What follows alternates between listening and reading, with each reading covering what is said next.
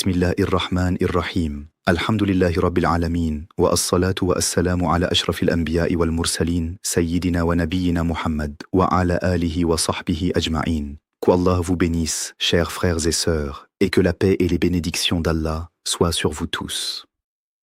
Aujourd'hui, nous allons aborder une question qui revient très souvent, une question intime, mais ô combien importante pour la vie conjugale des musulmans.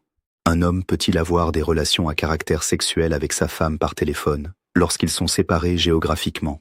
Cette question peut sembler étrange à certains, gênante à d'autres, mais elle touche en réalité à des principes fondamentaux de notre religion concernant la pudeur, la licéité du plaisir conjugal et les limites que la charia a posées pour préserver la dignité de l'être humain. Avant de répondre directement, je tiens à dire que l'islam n'est pas une religion qui rejette le plaisir physique entre époux.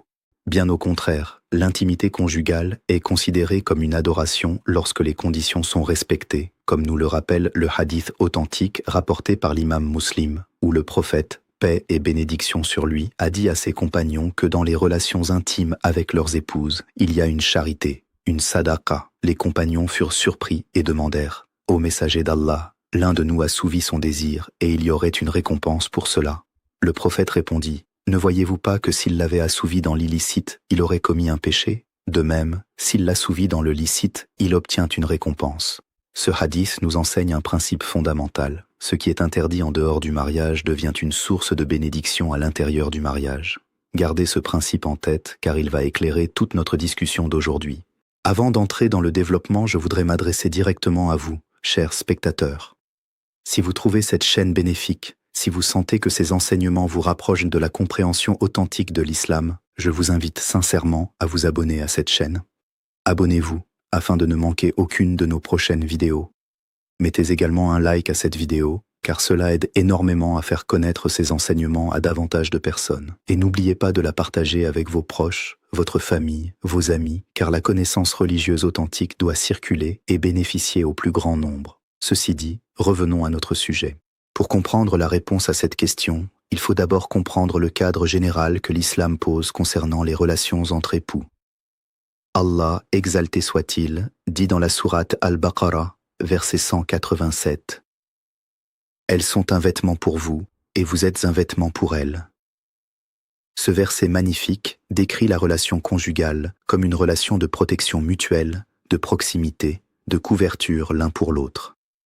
Le vêtement protège, réchauffe, couvre les imperfections et reste proche du corps. C'est exactement ainsi que doit être la relation entre époux, proche, protectrice et empreinte de pudeur partagée uniquement entre eux. Ce même verset poursuit en disant qu'Allah a permis aux époux d'avoir des rapports intimes pendant les nuits du mois de Ramadan, ce qui montre bien que le plaisir physique entre époux n'est nullement un sujet tabou dans notre religion, mais un droit et une nécessité reconnus par la législation islamique elle-même. Maintenant, concernant la question spécifique des relations à caractère sexuel par téléphone entre époux légitimement mariés, il faut distinguer plusieurs situations, car la réponse n'est pas monolithique, elle dépend des détails de la situation.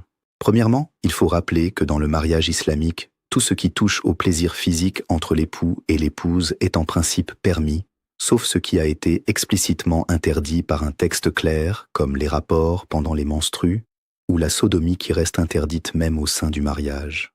En dehors de ces interdictions précises, la base est la permission, car Allah dit dans la sourate Al-Mu'minun, versets 5 et 6, « Et ceux qui se gardent de leur sexe, sauf vis-à-vis de leurs épouses ou de leurs esclaves, alors ils ne sont pas blâmables. » Ce verset établit clairement que la relation avec l'épouse légitime ne fait l'objet d'aucun blâme. Et c'est cette permission de base qui nous permet d'aborder sereinement la question des appels téléphoniques à caractère intime. Deuxièmement, il faut comprendre que la communication verbale ou visuelle à caractère sexuel entre époux séparés géographiquement, que ce soit par téléphone vocal, par appel vidéo ou par message, n'est pas en elle-même un acte sexuel au sens physique du terme. C'est une forme de communication intime qui peut inclure des paroles douces, des descriptions de désir, voire un échange à caractère érotique dans le but de renforcer le lien affectif et physique entre les deux conjoints malgré la distance. Or, le principe général en matière de relations entre époux est que tout ce qui renforce l'amour, l'affection et le lien légitime entre eux est encouragé, tant que cela reste strictement entre eux et ne sort pas du cadre de la pudeur islamique envers les tiers. Cependant, Il y a des conditions et des limites essentielles à respecter, et c'est ici que réside la nuance importante de cette question. La première condition est que cette communication doit rester strictement privée entre les deux époux. Aucune tierce personne ne doit pouvoir y accéder, ni l'entendre, ni la voir, ni en être témoin d'une quelconque manière. L'islam attache une importance immense à la préservation de l'intimité conjugale, et le prophète, paix et bénédiction sur lui, a sévèrement mis en garde contre le fait de divulguer les secrets du lit conjugal. Dans un hadith authentique rapporté par l'imam Muslim, le prophète a dit: parmi les pires des gens auprès d'Allah, au jour de la résurrection, il y a l'homme qui s'unit à sa femme, et elle s'unit à lui, puis il divulgue son secret. Ce hadith nous enseigne que tout ce qui se passe dans l'intimité du couple, y compris les paroles échangées, doit demeurer absolument secret. Si donc un couple a une conversation à caractère intime par téléphone, et que l'un des deux la partage avec d'autres, que ce soit par fierté, par plaisanterie ou même par simple bavardage, cela constitue un grave péché et une trahison de la confiance conjugale. La deuxième condition concerne le moyen technique utilisé pour cette communication. Il est absolument essentiel que la conversation, qu'elle soit vocale ou vidéo, ne soit pas interceptée, enregistrée à l'insu des époux ou exposée à des tiers par le biais d'une plateforme non sécurisée. Nous vivons à une époque où la technologie peut être piratée, où des données peuvent être volées, où des images ou des enregistrements peuvent fuiter sur Internet. Si un époux sait ou soupçonne raisonnablement que la ligne téléphonique ou l'application utilisée n'est pas sécurisée, il devient alors imprudent, voire interdit, de s'engager dans ce type de communication, car cela expose le couple à un risque réel de divulgation de leur intimité, ce qui est strictement prohibé en islam. Le principe islamique de Sadd al-Dara'i, c'est-à-dire la fermeture des moyens menant au mal, s'applique parfaitement ici. Si un moyen, même permis en lui-même, peut conduire à un grand mal, comme l'exposition de l'intimité conjugale au public, alors il devient nécessaire de s'en éloigner ou de prendre toutes les précautions nécessaires. La troisième condition, et elle est très importante, concerne l'usage des images. Si la conversation téléphonique inclut un appel vidéo où les époux se montrent dans un état de nudité ou de semi-nudité, il faut être extrêmement prudent. En effet, contrairement à une simple conversation vocale, une image ou une vidéo peut être capturée, enregistrée, stockée sur le serveur de l'application utilisée, voire piratée par des tiers malveillants. De nombreux savants contemporains, parmi lesquels des spécialistes reconnus en jurisprudence islamique appliquée aux technologies modernes, mettent en garde contre l'envoi ou le partage d'images intimes, même entre époux légitimes, en raison du risque très réel que ces images soient un jour exposées, que ce soit par piratage, par vol de téléphone, par divorce ultérieur, où l'une des parties pourrait être tentée d'utiliser ces images de manière malveillante, ou par simple négligence technique. Le prophète, paix et bénédiction sur lui, nous a enseigné le principe de la prudence dans tout ce qui touche à notre honneur et à notre dignité, et c'est un domaine où la prudence doit primer sur le simple plaisir momentané. Permettez-moi maintenant d'approfondir davantage ce sujet, car il est essentiel de comprendre les fondements jurisprudentiels qui encadrent cette question et de voir comment les savants contemporains ont traité des situations similaires à la lumière des nouvelles technologies. Il faut d'abord rappeler un principe fondamental de l'usul al-fiqh, les fondements de la jurisprudence islamique, qui est le suivant: al-asl fi al-ashya al-ibaha, c'est-à-dire que le principe de base concernant toute chose qui n'a pas été explicitement interdite est la permission. Ce principe s'applique particulièrement aux relations entre époux, domaine où la charia a été extrêmement généreuse et où très peu de choses ont été explicitement interdites. Parmi ces interdictions explicites, nous trouvons les rapports pendant les menstrues et les lochis post-partum, comme le mentionne le verset 222 de la sourate Al-Baqarah, où Allah dit « Il t'interroge sur la menstruation. Dis, c'est un mal. Éloignez-vous donc des femmes pendant les menstrues et ne les approchez que quand elles sont pures. » Nous trouvons également l'interdiction de la sodomie, comme l'a clairement établi le prophète, paix et bénédiction sur lui, dans plusieurs hadiths authentiques où il a maudit celui qui s'approche de son épouse par l'anus. En dehors de ces interdictions précises et de quelques autres règles spécifiques, tout le reste de la sphère intime entre époux relève de la permission, et c'est dans ce cadre large que s'inscrit la question des conversations téléphoniques à caractère intime. Il convient également de rappeler que le Coran et la Sunna encouragent explicitement les préliminaires, les paroles douces et tout ce qui prépare le cœur et le corps avant l'union physique. Le prophète, paix et bénédiction sur lui, a dit dans un hadith authentique qu'aucun d'entre vous ne se précipite sur sa femme comme le font les bêtes, mais qu'il y ait d'abord un messager entre eux. On lui demanda « Quel est ce messager, ô messager d'Allah ?» Il répondit « Le baiser et les paroles douces. » Ce hadith nous montre que les paroles tendres, les mots doux et même les expressions de désir font partie intégrante de la relation conjugale islamique et qu'elles sont même recommandées avant l'acte physique lui-même. Or, lorsque les époux sont séparés géographiquement, que ce soit pour le travail, les études ou tout autre motif légitime, le téléphone devient le seul moyen disponible pour maintenir ce lien affectif et physique, et il serait contraire à l'esprit de l'islam de prétendre que cette forme de communication serait totalement interdite, alors même que les paroles douces et les expressions de désir sont encouragées par la sunna elle-même. Cependant, je dois insister à nouveau sur l'importance cruciale de la pudeur, même dans l'intimité conjugale. Allah, exalté soit-il, dit dans la sourate Al-A'raf, verset 26, « Ô enfants d'Adam, nous avons fait descendre sur vous un vêtement pour cacher vos nudités, ainsi que des parures. Mais le vêtement de la piété, voilà qui est meilleur. » Ce verset nous rappelle que même dans les moments les plus intimes, la piété et la pudeur doivent rester présentes dans le cœur du croyant. Cela signifie concrètement que même lorsqu'un couple échange des paroles ou des images à caractère intime, cela ne doit jamais devenir une habitude relâchée où la pudeur disparaît complètement, où le respect mutuel s'efface, ou où l'on perd de vue que cette intimité est un don d'Allah qui mérite d'être traité avec dignité et non avec légèreté excessive. Je voudrais maintenant aborder un point très important que beaucoup de gens négligent, la différence entre la nécessité légitime et l'excès. Si un couple est séparé pour une raison légitime, comme le travail à l'étranger, les études, le service militaire ou toute autre circonstance de la vie, et que cette communication intime par téléphone les aide à préserver leur lien conjugal, à apaiser leurs désirs mutuels de manière licite et à éviter de tomber dans la tentation extérieure comme la pornographie ou l'infidélité, alors cette pratique devient non seulement permise, mais peut même être considérée comme bénéfique car elle protège le couple de maux bien plus graves. En effet, l'un des objectifs supérieurs de la charia, al-maqasid al-sharia, est la préservation de la chasteté et la protection contre la fornication et l'adultère. Si la communication téléphonique intime entre époux légitimes permet d'atteindre cet objectif tout en restant dans les limites de la licéité, alors elle s'inscrit parfaitement dans l'esprit de la législation islamique. En revanche, si cette pratique devient un substitut permanent à la véritable union physique, ou si elle entraîne une négligence des obligations religieuses comme la prière, ou si elle conduit le couple à négliger les véritables retrouvailles physiques lorsque cela est possible, alors elle devient problématique non pas en elle-même, mais en raison de ses conséquences négatives sur la vie religieuse et conjugale du couple. L'islam nous enseigne toujours l'équilibre, al-wasatiyya, et cet équilibre doit également s'appliquer dans ce domaine. Permettez-moi maintenant de donner des exemples concrets pour illustrer ces principes. Imaginons un frère musulman qui travaille à l'étranger pour subvenir aux besoins de sa famille, séparé de son épouse pendant plusieurs mois.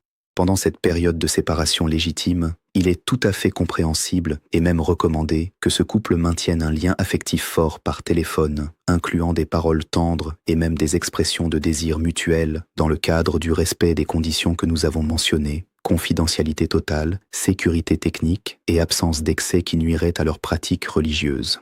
Ce type de communication aide ce couple à rester fidèles l'un envers l'autre, à éviter les tentations extérieures et à préserver la chaleur de leur relation malgré la distance. À l'inverse, imaginons un couple où l'un des deux conjoints utilise une application de messagerie connue pour ses failles de sécurité ou enregistre systématiquement ses conversations sans le consentement de l'autre, ou pire encore, partage ses moments intimes avec des amis par vantardise. Dans ce cas, même si l'acte de communication intime en lui-même n'est pas interdit dans son principe, les circonstances entourant cette pratique deviennent une source de péché grave, en raison du risque d'exposition de l'intimité conjugale, ce qui est strictement interdit, comme nous l'avons vu dans le hadith mentionné précédemment. Il est également important de mentionner que de nombreux savants contemporains, conscients des défis posés par les technologies modernes aux familles musulmanes vivant séparées pour des raisons professionnelles ou éducatives, ont émis des avis nuancés sur cette question. Ils s'accordent généralement sur le fait que la communication intime entre époux légitimes par téléphone n'est pas interdite dans son principe, à condition que les conditions de sécurité, de confidentialité et de modération soient respectées. Ces savants insistent particulièrement sur le danger des images et des vidéos en raison des risques technologiques bien documentés de piratage et de fuite de données et recommandent une grande prudence dans ce domaine spécifique tout en étant plus souple concernant les simples conversations vocales à caractère tendre et affectueux. Je voudrais également aborder un autre aspect essentiel de cette question, l'impact psychologique et spirituel de cette pratique sur le couple. L'islam ne sépare jamais le physique du spirituel, Même dans l'intimité conjugale, le croyant doit garder à l'esprit la présence d'Allah et la dignité que cette religion accorde à l'être humain. Cela signifie que même dans ces moments d'intimité à distance, le couple doit veiller à ce que leurs paroles restent empreintes de respect mutuel, sans tomber dans la vulgarité excessive ou les expressions qui rabaisseraient la dignité de l'un ou de l'autre. Le prophète, paix et bénédiction sur lui, était connu pour sa douceur et son respect envers ses épouses, même dans les moments les plus intimes. Et c'est cet exemple que tout couple musulman devrait chercher à suivre, même lorsque la communication se fait par téléphone. Maintenant, abordons un point pratique très important pour conclure cette partie. Que faire si l'on a un doute sur la sécurité de la ligne ou de l'application utilisée? Dans ce cas, le principe islamique de précaution, al-ihtiyat, doit primer. Il vaut mieux limiter la conversation à des paroles affectueuses et tendres, sans aller jusqu'à des descriptions explicites ou l'envoi d'images, tant que la sécurité de la communication n'est pas garantie. La prudence, en matière de préservation de l'honneur et de la dignité, doit toujours l'emporter sur le désir de plaisir immédiat, car les conséquences d'une exposition de l'intimité conjugale peuvent être dévastatrices pour la réputation, la dignité et même la stabilité du mariage lui-même. Chers frères et sœurs, avant de conclure cette discussion essentielle, je vous rappelle à nouveau l'importance de soutenir cette chaîne. Abonnez-vous si ce n'est pas encore fait, car chaque abonné nous aide à continuer à produire ce contenu éducatif gratuit pour la communauté musulmane francophone. Mettez un like à cette vidéo si vous avez trouvé ces explications utiles et claires. Partagez-la avec votre conjoint, vos amis mariés ou toute personne qui pourrait bénéficier de ces enseignements sur la vie conjugale islamique. Pour résumer les enseignements essentiels de cette discussion, l'intimité conjugale, y compris sous forme de communication téléphonique à caractère tendre ou intime, n'est pas interdite en islam dans son principe fondamental, car le mariage est un cadre de licéité totale entre les deux époux concernant tout ce qui n'a pas été explicitement prohibé par les textes. Cependant, cette permission s'accompagne de conditions essentielles, la confidentialité absolue de cette intimité qui ne doit jamais être divulguée à qui que ce soit, la sécurité technique du moyen de communication utilisé afin d'éviter tout risque de piratage ou de fuite, une prudence particulière concernant le partage d'images ou de vidéos intimes, en raison des risques bien réels associés aux technologies modernes, et enfin, le maintien d'un équilibre sain qui ne remplace pas les véritables retrouvailles physiques lorsque celles-ci sont possibles et qui ne nuit pas à la pratique religieuse du couple. N'oubliez jamais, chers frères et sœurs, que le mariage en islam est bien plus qu'une simple union physique. C'est une moitié de la religion, comme nous l'enseigne le prophète, paix et bénédiction sur lui, dans le hadith authentique où il dit « Lorsque le serviteur se marie, il a complété la moitié de sa religion, qu'il craigne Allah pour l'autre moitié restante. » Cela signifie que tout ce qui concerne la vie conjugale, y compris cette question de l'intimité à distance, doit être traité avec la conscience constante d'Allah, avec piété, avec sagesse, et avec le désir sincère de plaire à notre Seigneur dans chacun de nos actes, même les plus intimes. Je vous exhorte donc, chers frères et sœurs mariés ou sur le point de l'être, à toujours rechercher l'équilibre entre l'expression légitime de l'amour et du désir envers votre conjoint et la préservation de votre pudeur et de votre dignité devant Allah. Que cette communication, qu'elle se fasse en personne ou à distance, soit toujours empreinte de respect, d'amour sincère et de la conscience que c'est Allah qui a rendu cette union licite et bénie. Demandons à Allah de bénir nos foyers, de renforcer les liens entre époux où qu'ils se trouvent dans le monde, de les préserver de toute tentation extérieure et de leur accorder la patience nécessaire durant les périodes de séparation. Avant de nous quitter, je vous invite une dernière fois à vous abonner à cette chaîne pour ne manquer aucun de nos prochains enseignements sur la vie conjugale et la jurisprudence islamique appliquée à notre époque moderne. Likez cette vidéo si elle vous a été bénéfique, partagez-la généreusement autour de vous et écrivez « Allah Akbar » dans les commentaires pour témoigner de votre attachement à ces enseignements authentiques. Qu'Allah vous bénisse, qu'il bénisse vos foyers et qu'il vous accorde le paradis aux côtés de vos conjoints. Qu'Allah vous garde et que la paix soit sur vous.